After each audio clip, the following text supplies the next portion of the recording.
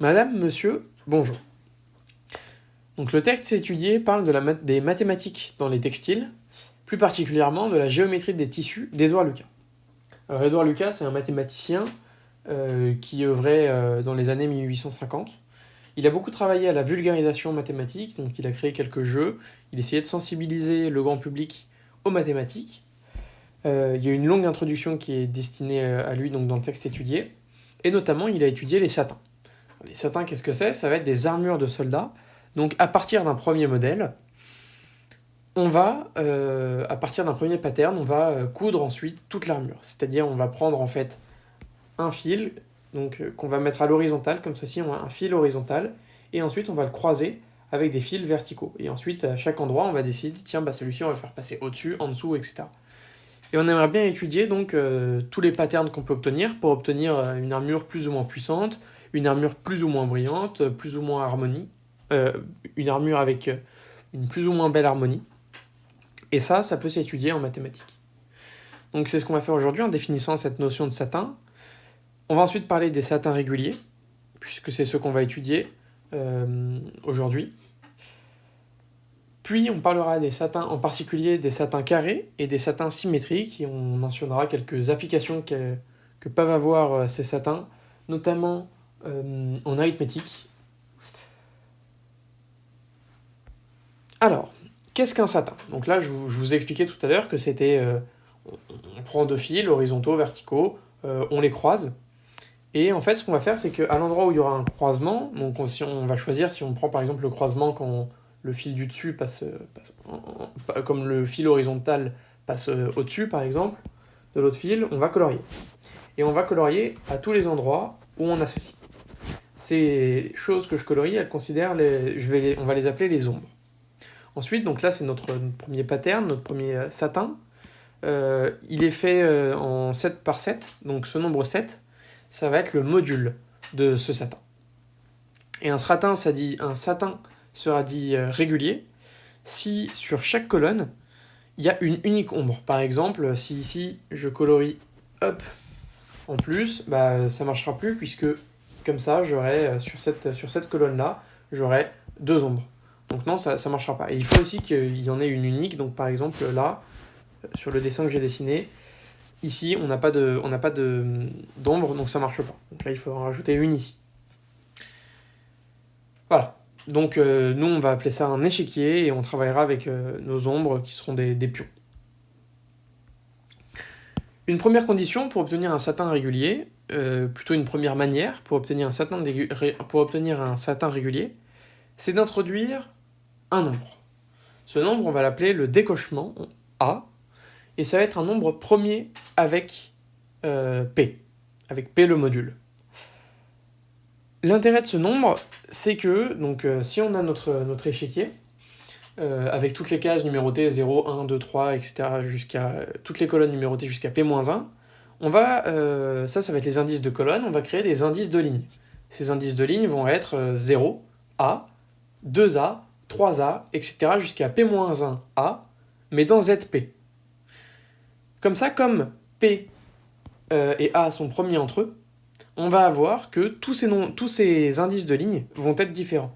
Comme tous les indices de ligne sont différents, tous les indices de colonne le sont aussi, on va colorier à chaque fois l'indice de colonne associé à son indice de ligne, et par la différence, on aura colorié à chaque fois, sur chaque colonne et sur chaque ligne, une et unique case. Donc on va juste montrer que dans ZP, ils sont tous différents, donc pour cela, comme je n'ai pas suivi de formation en arithmétique, j'ai essayé de montrer ça. Alors, on suppose qu'on en a deux qui sont égaux dans ZP. Donc, par exemple, si on a KA égale NA, mais modulo P, ça, finalement, ça veut dire que K moins NA égale UP, avec un certain U entier. Maintenant, si U divise A, on va avoir que U égale lambda A, par exemple.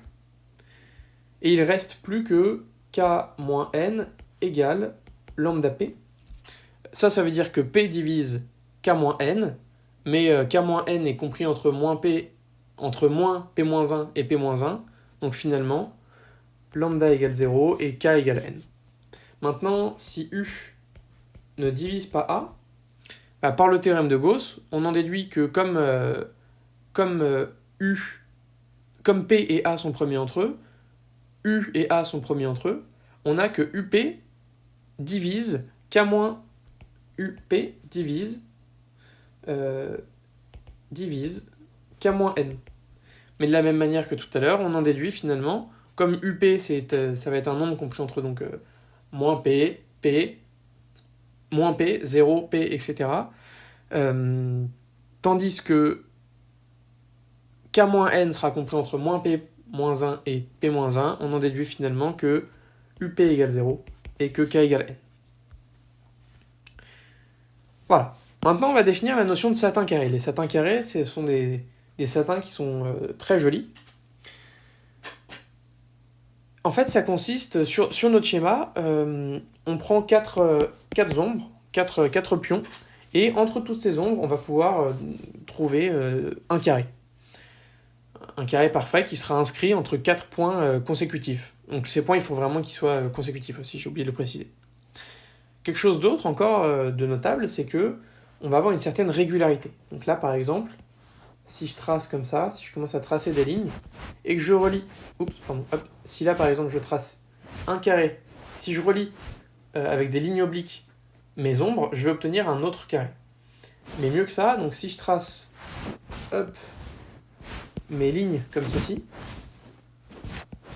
bah, je vais obtenir en fait, sur toute la ligne, sur tout le quadrillage, je vais avoir tout le temps ce même motif de carré qui va se répéter. Ce qui fait que ça, sur l'armure, ce sera vraiment très joli. On aimerait bien maintenant avoir une condition pour obtenir un satin parfait. Alors Grant, d'abord, un autre mathématicien a essayé de le faire, et il a trouvé qu'il fallait qu'on ait A carré plus 1 conjugué à 0 modulo P. Le problème, c'est qu'il n'a pas réussi à le démontrer. En revanche, on a Lucas qui arrive avec une preuve qui repose sur le théorème de Pythagore.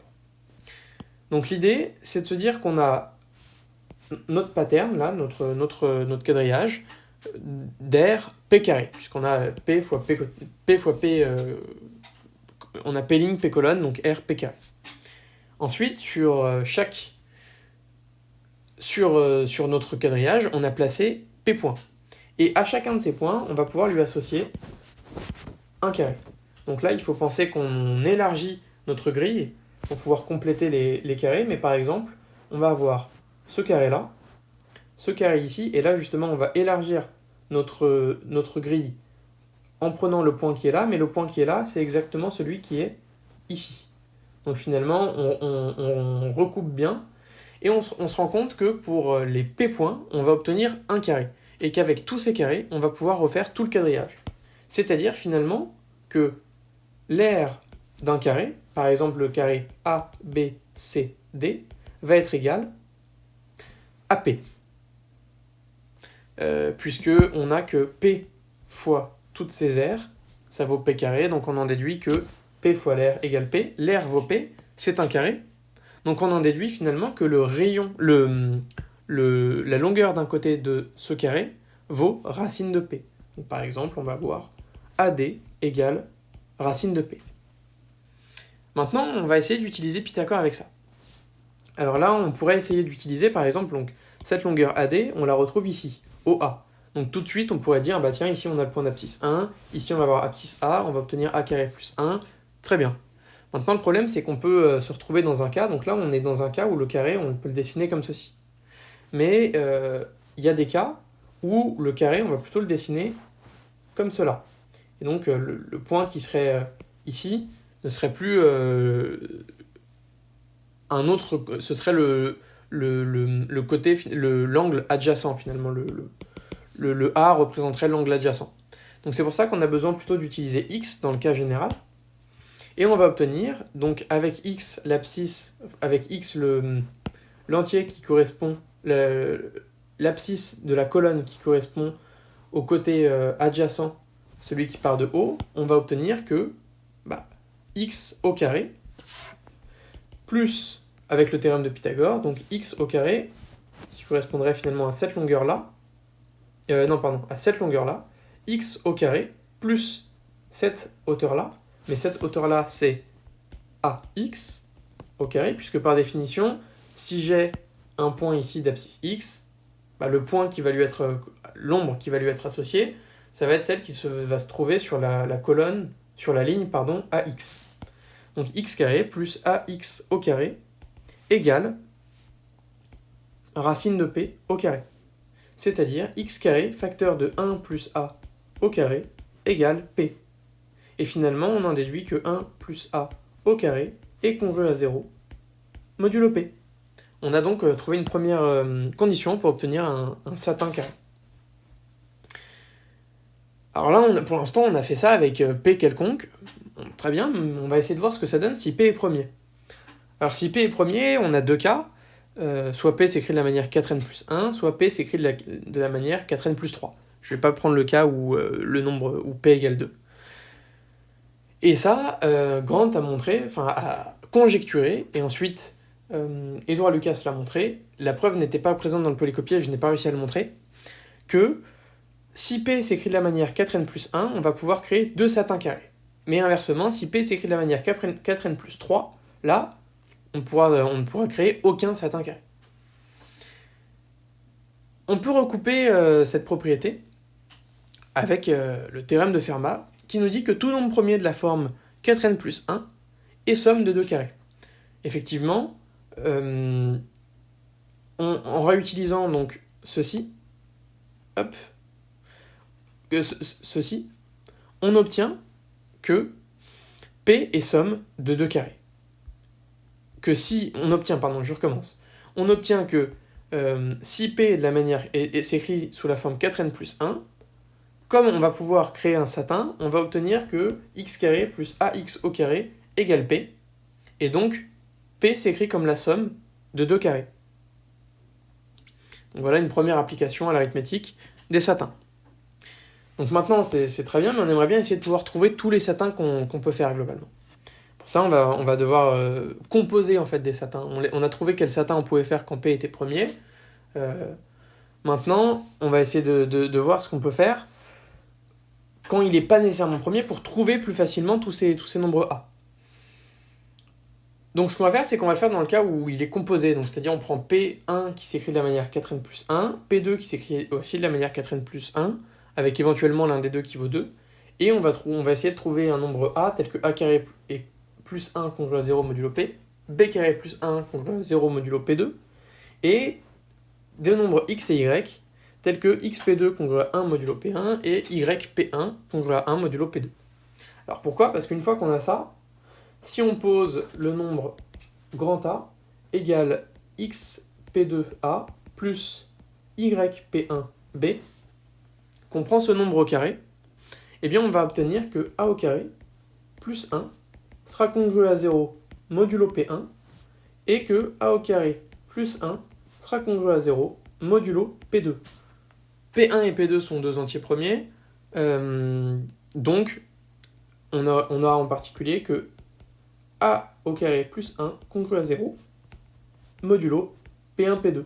Et finalement, on arrive à construire comme ça un satin carré. On peut trouver tous les satins carrés qu'on peut faire à partir du nombre P1, P2. Du P1 fois P2. Par exemple, si je prends P égale 65,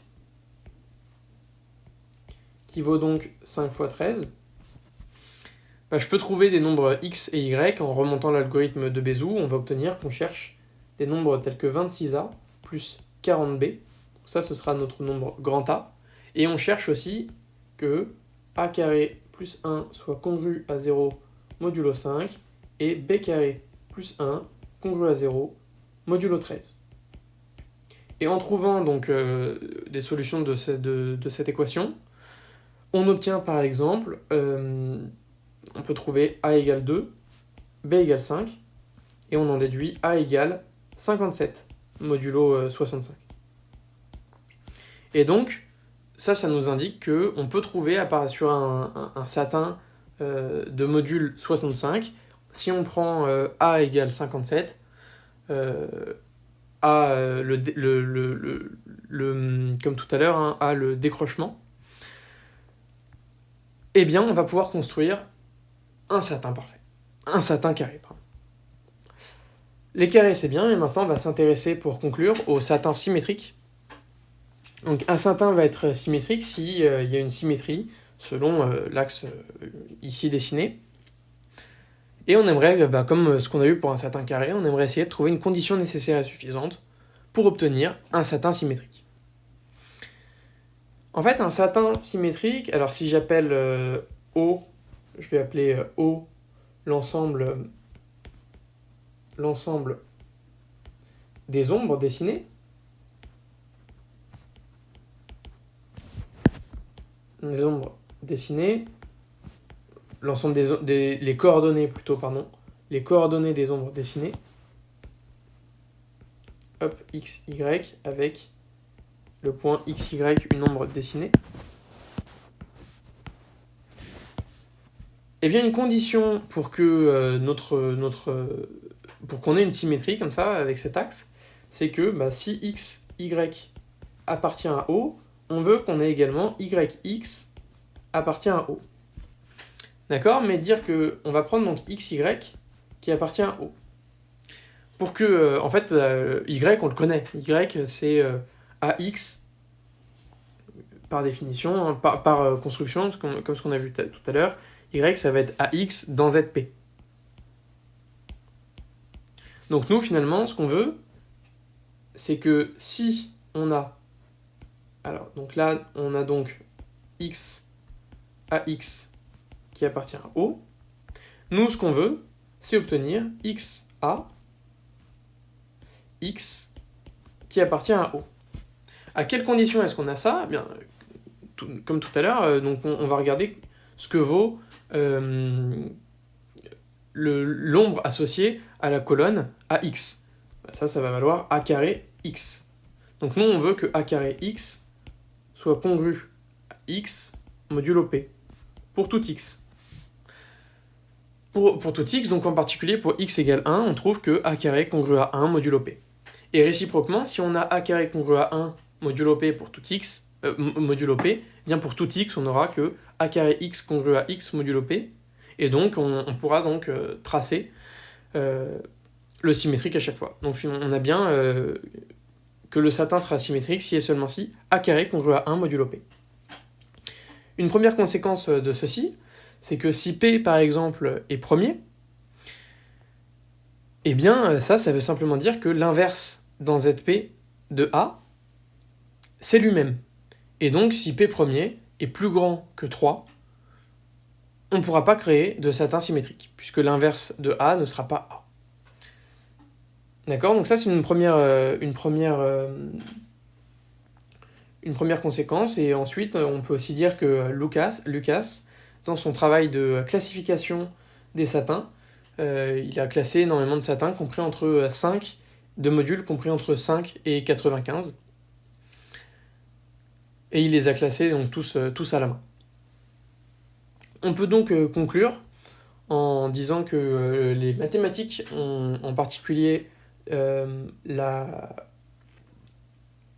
l'arithmétique, peut servir pour créer de beaux objets, mais l'utilité, on peut ouvrir également le sujet en disant que l'utilité de cette arithmétique s'est vue aujourd'hui enrichie avec la cryptographie. Donc c'est la conclusion d'ailleurs du texte étudié, c'est que ces travaux s'appliquent à la cryptographie. Je vous remercie de m'avoir écouté.